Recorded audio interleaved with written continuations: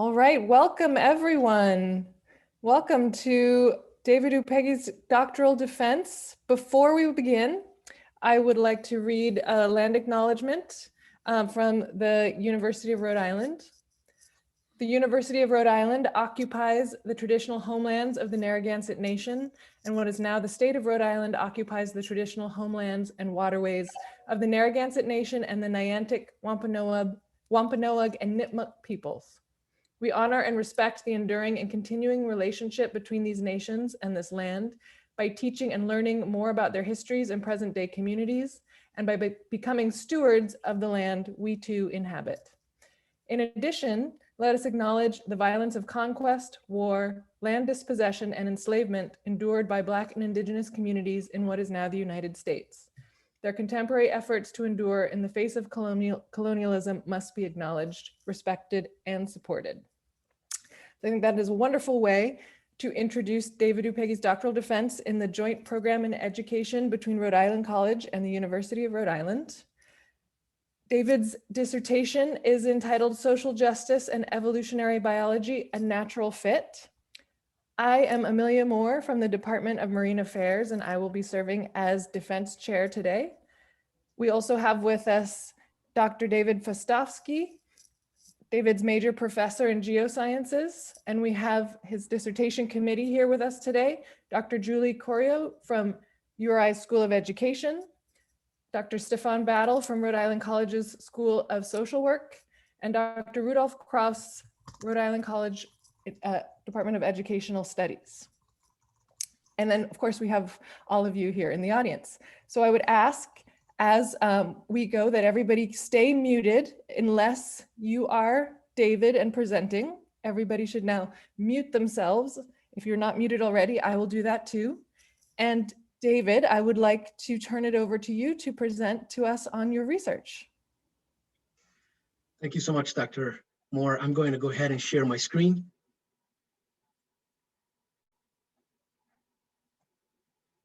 Can someone, Dr. Moore, can you let me know if you can see my screen right now? Perfect. Thank you so much for the introduction, and thank you to everyone for being here. Muchísimas gracias por estar aquí, and for allowing me, for giving me this opportunity, really, to describe my work. This thesis is a manual for teachers who want to properly include social justice in their biology classes. Teachers interested in this topic will find a coherent body of data, including historical and scientific evidence that provides the rationale, the need for this work, and why it's worth doing it. And then they will find a deliverable set of practical ways of doing it. I began with a question. The question I had was, should we include social justice in high school biology classes? And if so, how should we do this? The answer derived from this thesis resoundingly concludes, yes, we should. This dissertation develops a case for teaching social justice and evolutionary biology together in high school biology classrooms. This perhaps non-intuitive relationship between evolutionary biology, a science discipline, and social justice, a humanities discipline, is explored both theoretically and practically. My personal history as a student and subsequently a science teacher in Central Falls High School, along with my academic and professional trajectory, provide the impetus for this study.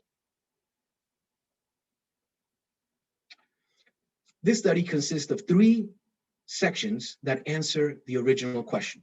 The 3 parts of the dissertation are: 1, a theoretical defense where I explore history and science that allowed me to come to the conclusion that this is necessary. This is the core of my thesis. 2, asking veteran teachers, including myself, how this has been done. And 3, creating an instructional manual of how this can be done by other teachers. Chapter 1 is an extended theoretical and historical argument for the introduction of social justice in high school biology classes.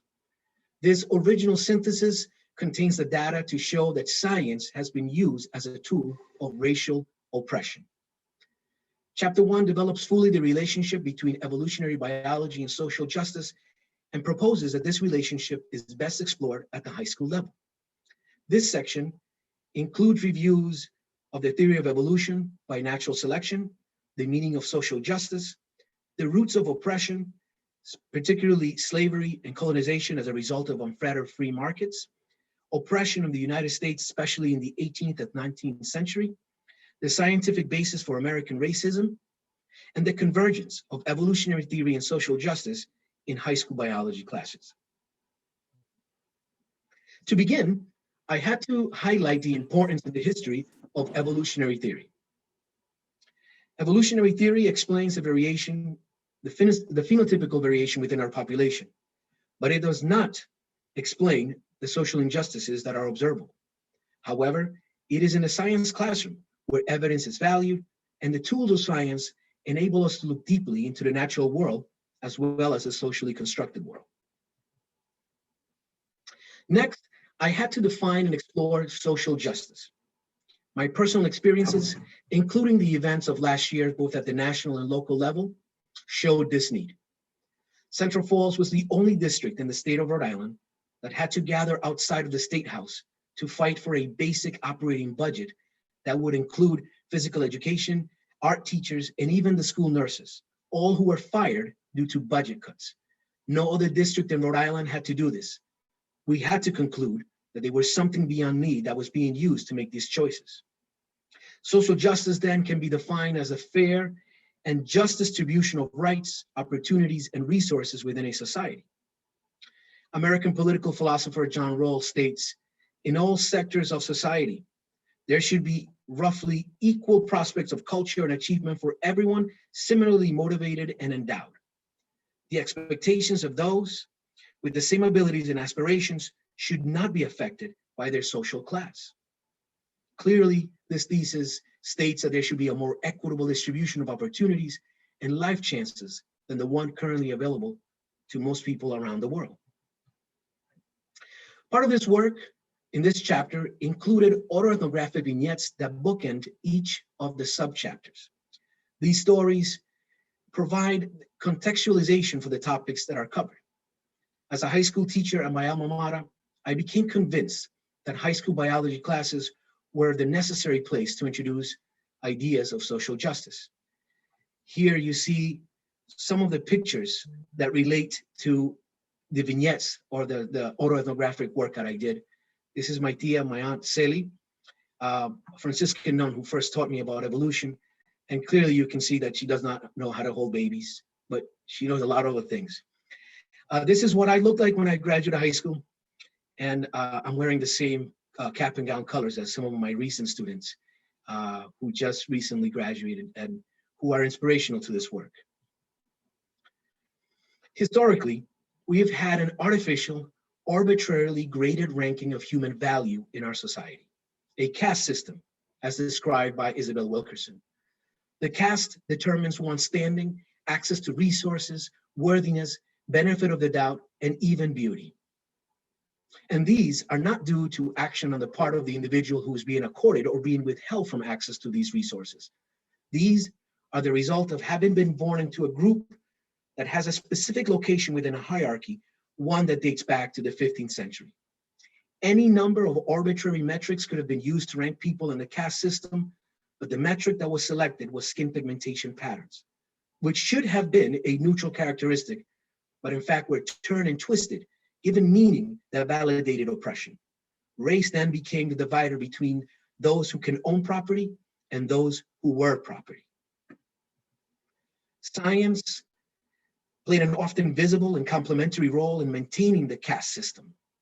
Every one of these scientists and many others that are not shown subverted their science to serve their political motives. I'm not showing their faces to celebrate them or their work, but rather to represent how common and recent these kind of ideas have been for the last 400 years. Adolescents have the capacity for the sophisticated thinking required for understanding and appreciating these issues. High school students are at an optimal age for understanding that science can be both a force of liberation and a force of oppression. Younger students may not have the mental maturity to undertake such an endeavor. And older students may already have fixed ideas about these matters that would prove challenging to modify. Here then are some pictures of some of the students from Central Falls High School. And as you can imagine, I believe this to be significant and important natural resources for Rhode Island and for our world. To conclude, chapter 1 develops these 5 powerful points about why evolutionary biology and social justice work well together in a high school biology curriculum.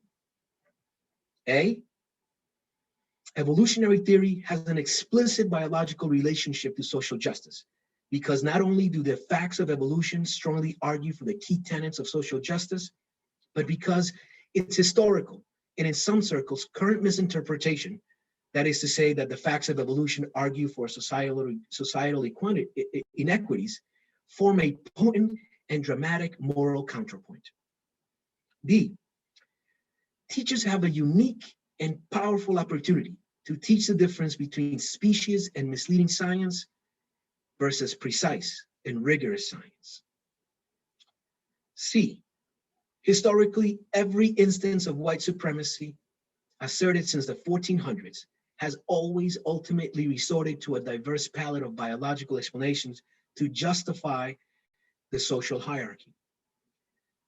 D, as I mentioned before, high school is the first and perhaps the most important time when students are at an appropriate developmental stage to develop awareness, to question, and to ultimately absorb concepts of social right and wrong, as well as social evolutionary theory.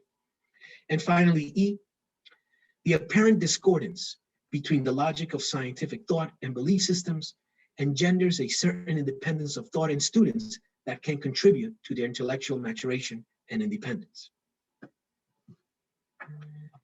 Given the need and justification to introduce these topics into high school biology, how is this done?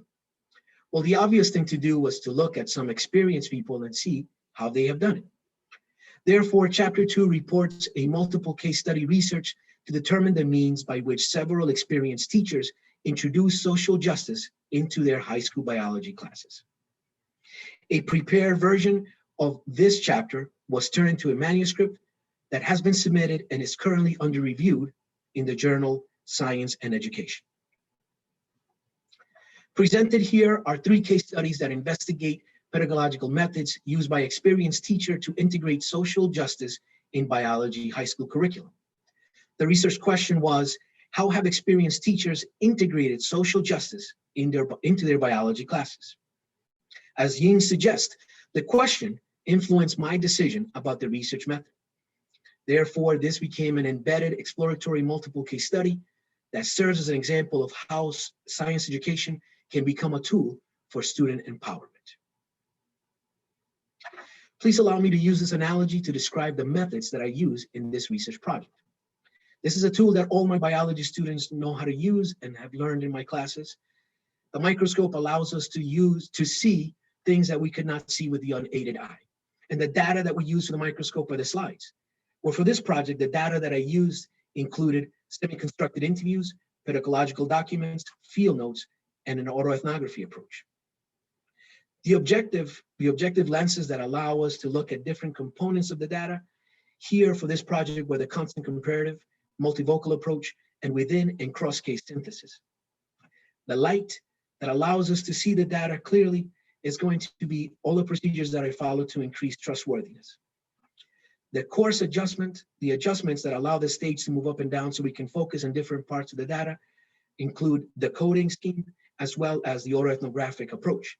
You'll notice that the autoethnography is both data as well as part of the analysis. The ocular lens, what the light really eventually hits, is going to be my positionality. This is who I am as a person and as a researcher. And finally, the body tube that allows the light to hit the eye is my theoretical framework. In that light, the theoretical framework that I use in order to explore this phenomena included critical pedagogy, particularly as described by Freire in 1970 in his idea of Consensitizao, later developed by other researchers. Building on that was culturally responsive teaching, particularly as originally described by Dr. Gloria Latson-Billings in '94 and developed by subsequent researchers. And more important and more poignant for this particular research project is liberating science pedagogies, particularly meaningful here was Dr. Morales Doyle, 2015 dissertation, and his subsequent work, as well as Dr. Calabrese Barton in 2003, when she wrote the book, Social Justice in the Science Classrooms. Now, to build on some of the components of my research, the participants in this project were 3, and they were part of a sample that was purposeful. I tried to increase and maximize the breadth with regard to race and the socioeconomic conditions of school and students. Among the teachers, there was variation in race, ethnicity, socioeconomic status, educational background, and gender. Even with the diversity of interviewees, there was overlap in the results, suggesting at least some partial data saturation. As I mentioned earlier, the multiple sources of data that I used included semi-constructed interviews, 2 for each participant, pedagogical documents that included syllabi, sample lessons, and student work, field notes that I took both during the data collection process as well as the data analysis process, and the autoethnographic approach that I used. The data analysis approaches, as I mentioned earlier, include a multivocal approach within and cross-case synthesis, as well as a constant comparative analysis. In order to ensure rigor and the structural corroboration, the following steps were taken to increase the trustworthiness. I conducted a pilot study with a friend of mine who is a biology teacher, but would not qualify because he is not an AP biology teacher.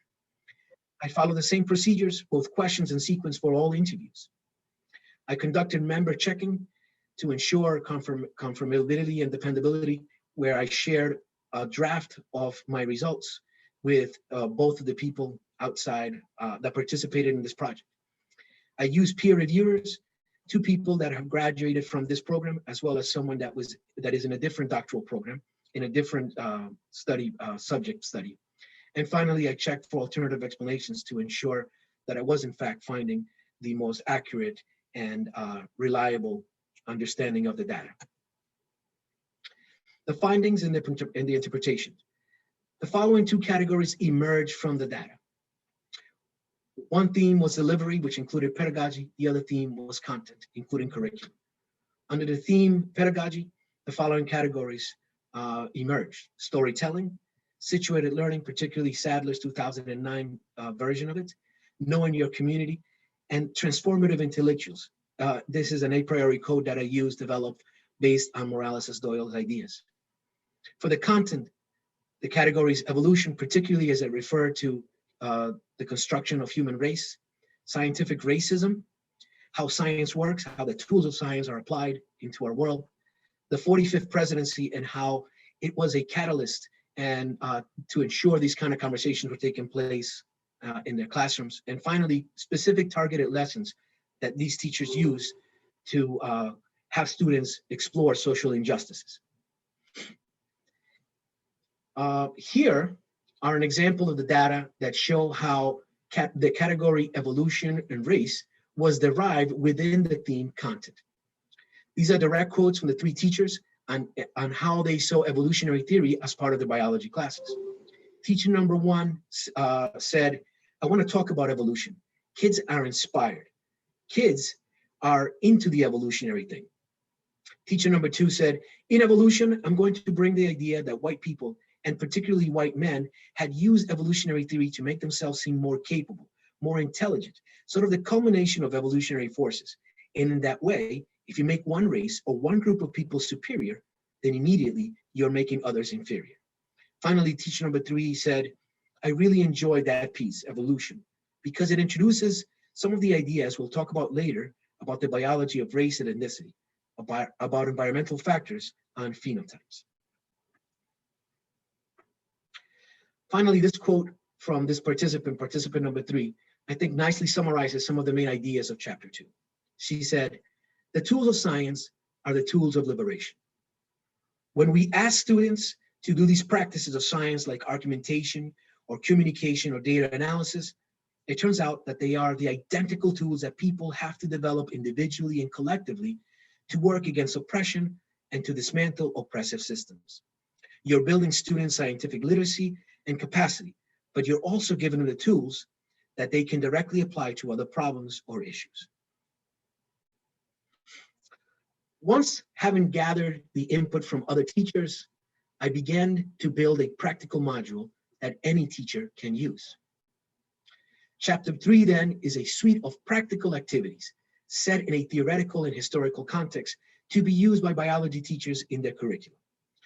The complete module is a direct outgrowth of chapters 1 and 2 and provides teachers with recommendations for how social justice might be introduced in their biology classes in which evolutionary theory is being taught. This part includes a rationale for the module developed in extended form in chapter 1, as well as activities with associated resources, some of which were encountered in chapter 2. I use for this chapter the College Board format because it is the College Board that sets the AP Biology curriculum.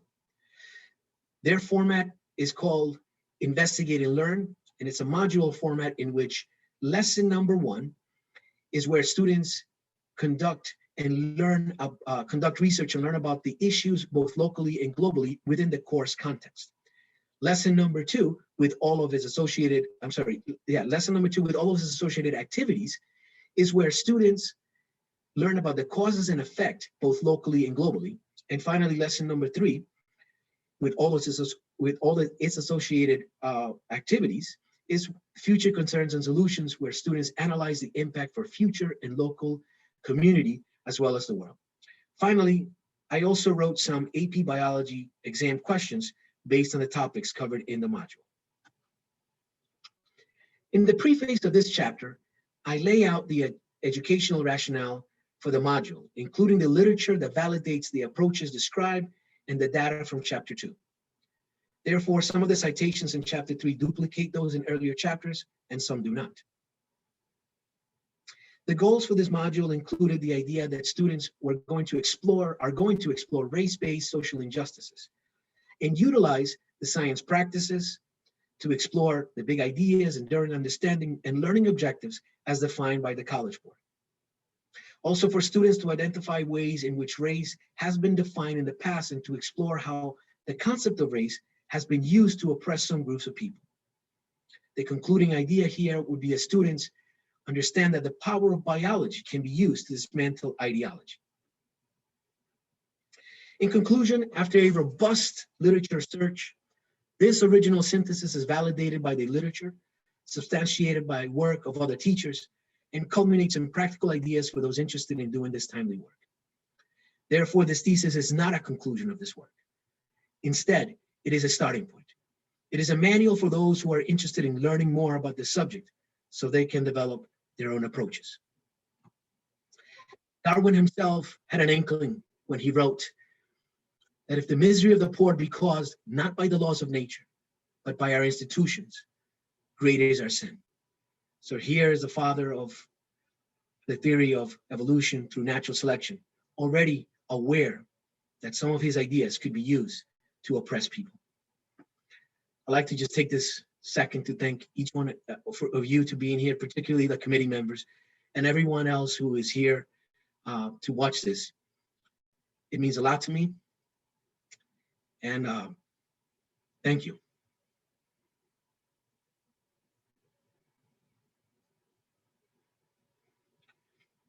I guess I should say in Spanish, muchas gracias por todos los que están aquí acompañándome hoy. And I know that we have people even from another place. We have people from Thailand. So thank you for being here, everyone.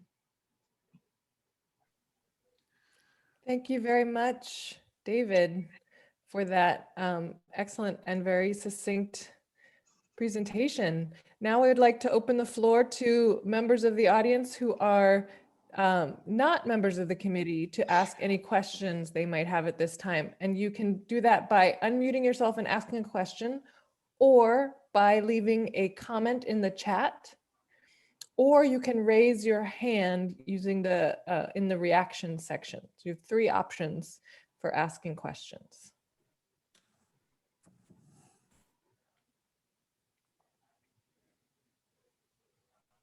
Dr. White.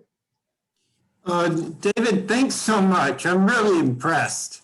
Very nice professional package. I would like to address a methodological issue about participation selection. And I'm going to go through a number of questions here only to provide an overview and to quickly eliminate those that aren't relevant due to your answer to any particular question. First of all, I found your inclusion of yourself in the subject pool as a nice touch to your methodology, particularly in the context of the dissertation itself. How many teachers did you ask or call, or I should say, how many teachers responded to your initial call? Thank you for that question, Dr. White. So I did post in the closed Facebook group of the National AP Biology Teachers. I posted just a comment. Originally, there were 2 teachers that replied, and when I further explained what was what I was hoping to entail as part of the research, one of them suggested that I contact another teacher. She said, I am interested in, so I guess let me put it this way. There were a lot of people that were interested in social justice in AP biology. But when they understood that what I was looking for were people that were already doing this in their classrooms, that I wasn't just interested in people that were interested in the topic, but that felt comfortable speaking about how they address these concepts in their classrooms, there were 2 people that responded back to me. One of them is one of the participants. The other person said, look, I am really interested, but I'm just beginning to do this. I don't think that that's the kind of person you're looking for. I think you're looking for someone who has some depth and some experience and who has been able to really consider how some things have worked versus others. And so she suggested I contact another person that actually did not originally respond to me. When I contacted that other teacher, she immediately said, yes, I am so interested in this because I think that something great can come out of it. I have been doing this, but it feels a little bit exclusive. It feels like I'm doing this on my own. And now that I know there are other people, I think that we could do something. She then understood that this was my research project and that I could only collaborate with her after this was done. And that's what has happened. But that's really, and so to answer your question, a lot of interest. But then when I described, when people understood exactly what I was looking for, teachers that were veteran, that had experience, that were willing to talk about this in an in-depth fashion, only 2 teachers responded to that call. And to be honest with you, I was also limiting myself, given the nature of the research, given the nature of how in-depth I was going to explore the case studies. I had to be able to limit myself, otherwise I would not be able to complete a cohesive and coherent analysis. So a number other than 3, like 5, that might not, would broaden the database, but would not be too oppressive in your analysis. Would that have been more ideal, or? Yeah, certainly it would have been more ideal to find a larger variety of teachers. I would like to have, for example, I know that social justice may look different in a rural district versus an urban district. And social justice may look different if you're teaching majority of your children are children that are not historically from groups that have not historically been oppressed. And so all of that would increase the richness of the data here.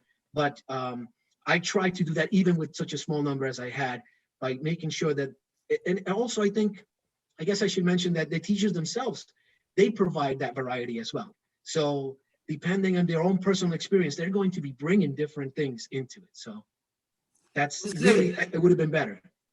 Is there something in the literature that would suggest to you how you might have opened up that database then in terms of increasing the number of participants?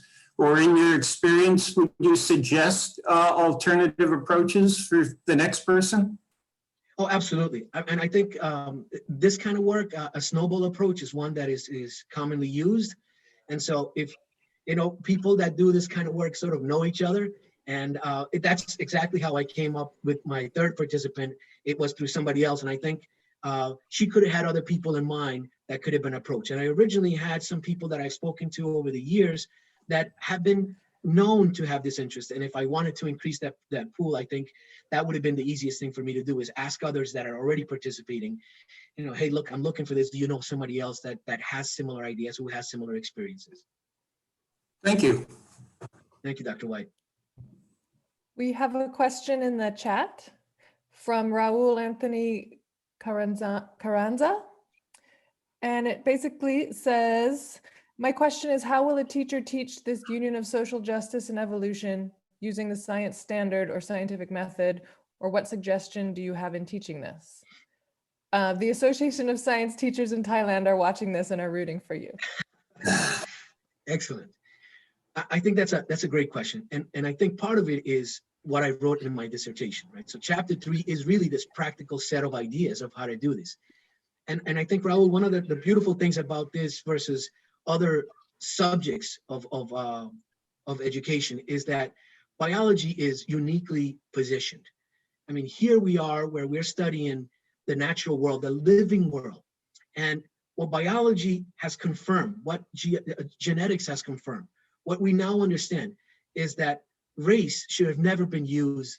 It is now validated. So races may look for validation in many different ways. And when they look at it in science, they're not going to find it, because what we understand biologically now is that we are no different, that skin pigmentation patterns are not connected to other things.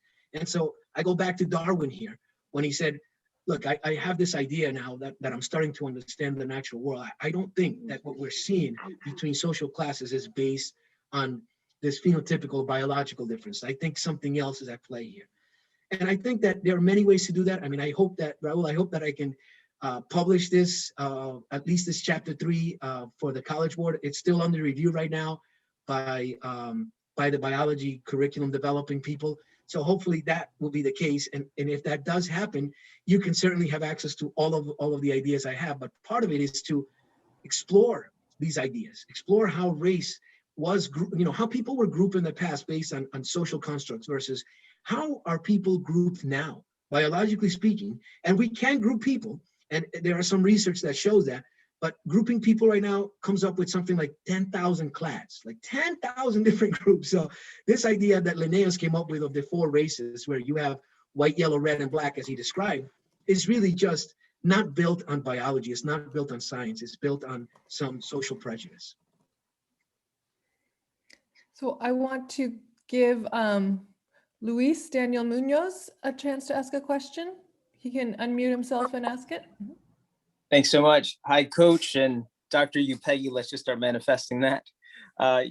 Thanks for the presentation. Just really interested in your perspective on how important it is to use this as a framework, even in how curriculums around sociology and history and, really any coursework that talks about the age of the quote unquote Enlightenment, touches on, just because it seems like, to actually have an impact on students and in high school, there has to be some consistency across different coursework. So just from an implementation standpoint, really interested in getting your perspective on like the how and some of the barriers that you might foresee. Oh, thank you, Dr. Munoz. Great question. And we've come a long way since I coached you on the mat. But I think, Dr. Munoz, I think your point is we have built education in a way that is often in silos. We structured it in a way that there's few, if any, interdisciplinary approaches. And I think that that's exactly the point here is, for the longest time, I feel that biology education has tried to convey the idea that we are non-biased, that science is observable, and therefore it is not impacted or influenced by society. And we now understand that's not the case. I hope that that slide I showed you with, I think 28 different scientists who were good at science, but also used their stature as scientists to then oppress certain groups of people. I hope that that conveys the idea that we really cannot do this alone. And the NGSS has made a great move in teaching the tools of science. So the next generation science standards in particularly is a movement towards, look, when we teach exactly what the participant in the research, participant number 3 said, when we have these tools, if we are looking at the natural world, using these tools of exploration, of looking at data, of argumentation, we're building this skill set that is transportable. These are the same tools that students can use to then explore the world and recognize that the injustices that we're observing have nothing to do with natural order, but instead have to do with the social structures that have been built. And I do think, and just to include Dr. Munoz, I think that part of it is we need to do better by our students. We need to do better in the sense that we need to ensure that they have a sense as to why they're learning what's happening in our classroom. The purpose of education should not just be content delivery. We don't live in a world that requires us to feel like the teacher is the keeper of knowledge, because everybody has access to knowledge, right? I mean, almost everybody, at least all of my students right now have one of these tools in their pocket.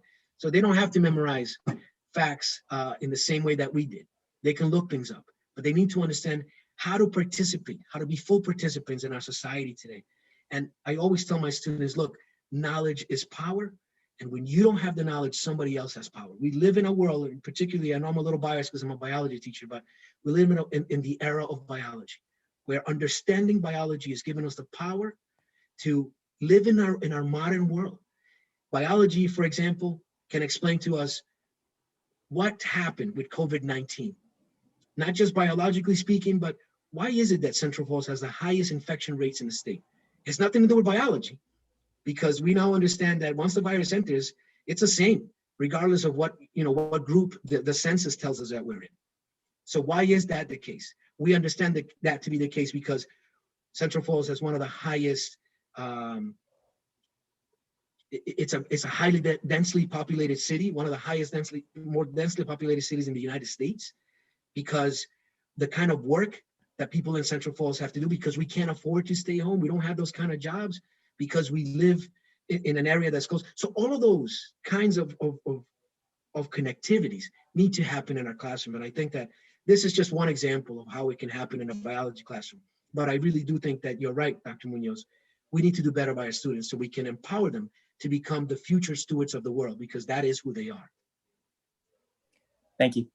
So we will probably end the audience questions in about 5 minutes. So I see Karina has a hand raised and Acosta has a hand raised. So we'll start with Karina.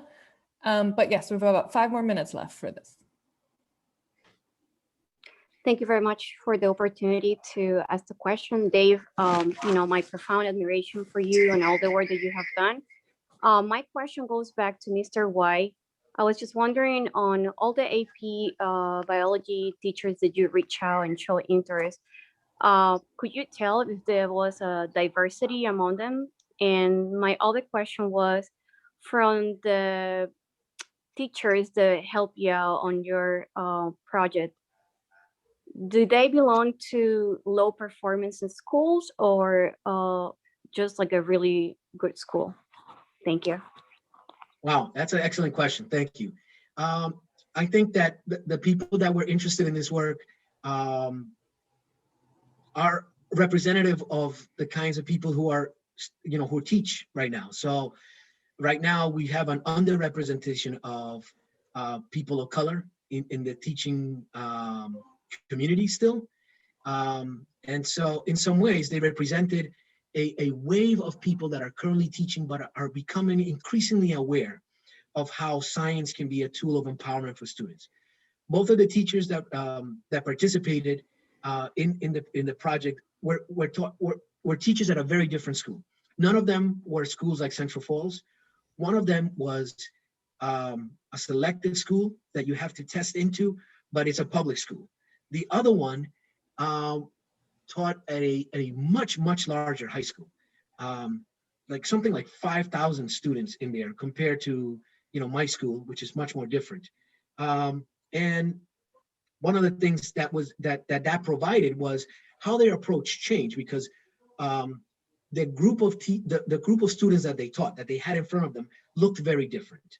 And so that is what was interesting to me, is that you don't have to look a certain way to do this kind of work. And your students don't have to look a certain way for this work to be done. Social justice benefits everyone as a student, and it also benefits all the teachers. And so I think that was a really powerful thing that I found, is that even though the teachers did not look like I did, they did not teach at schools like mine, the power of social justice, the impetus was there to create a better world. And really not just themselves, but to have the students create a better world, to empower the students so that they can go on to make a better world for themselves and for future generations. This is not no longer a nicety. This is about the survival of humans as a species. Thank you for very that, much. Karina. Thank you. And I really appreciate everything that you have done with your knowledge and your love for your community. Thank you so much. Great job. Thank you. All right, Acosta, you have 2 minutes for question and answer. Right. And thank you for your presentation. And yeah, there's social injustice can be such a game of whack-a-mole. And so what you offer us here is this kind of optimistic hope that we can equip people with the skills to delegitimize a system that justifies inequality through biological explanations or pseudoscience biology, right? So my question is, power is dynamic. And what we see is new explanations for why things are the way they are, in particular, things like culture of poverty arguments. So can you speak a little bit about how the tools that one would learn through this curriculum or through exposure to this type of work would be transposable and allow students to call bullshit on these other justifications and legitimations for inequality? Thank you for your question, Senator Acosta. So that's obviously a great question, and you're right. Every time that you try to disprove something, somebody else comes up with a workaround. And I think here you're particularly bringing up Mead and his paper last year, and now a debunked paper in which he claims that this culture of poverty, that Black and Latinos are poor simply because they're not European. So that the US government should really stop investing in these communities because they're going to be poor, they're just not European, and that's just the way it is. Clearly, the journal Sociology came back and again took that particular article out because it was just so it lacked foundational integrity. And I think that's really what your question is getting at. How can science challenge these things? And I believe that the way we do that is by really exploring science in its purest form, in the sense that you're looking science, at least in philosophical terms, is about disproving theories, right? It's disproving ideas. And so when people go into science already with a conceived notion, rather than trying to disprove an idea, they're trying to prove their own. I think part of it is being able to, with the tools of science, figure that out, point that out and say, what is it that you did to try to disprove that? And now we have the tools, not just individually, but collectively, we have the advances in science, and particularly in genetics, that allow us to look at human grouping and to understand that it is not at all what has been formed in the past. And Dr. Moore, I think I'm running out of time, so I'm going to leave it there. All right, thank you to all of our audience members for attending. I will now ask you all, except for the members of the committee and David, to leave the meeting, and you can ask follow-up questions with David directly in person. Thank you so much, everybody. I really appreciate you being here.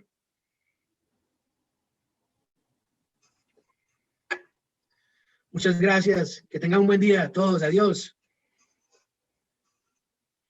Dr. Morales, thank you so much. Thank you so much for inviting me, David. That was awesome. I enjoyed I it. really appreciate it. And now you see that your work really is all over my dissertation. So thank you so much. It's wonderful work. Thank you. Congratulations. I'm looking forward to sharing it with you.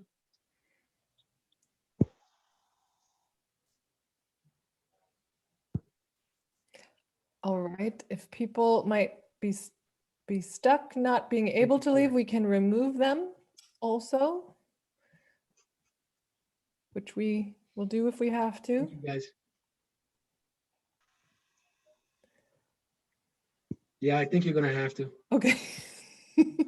I just don't want to accidentally remove a committee member.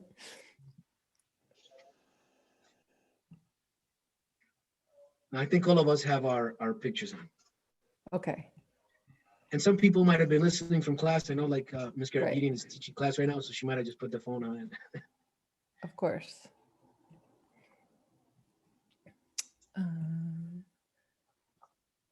Okay. It has several steps to remove someone. So 1 second. We'll get there. It's fine. We'll run this a few minutes longer to account for, any of the clumsinesses in Zoom, and it won't be. It'll be fine. All right, I think everyone who's supposed to be here is here. And now we can begin You have the committee Stefan? questions. You have Stefan, right? Yeah. He's still Yes, there? we do. Okay, great. Yeah, he's here. David, did you just want to turn the recording off? Just I will do that. Thank you Just for to- reminding me.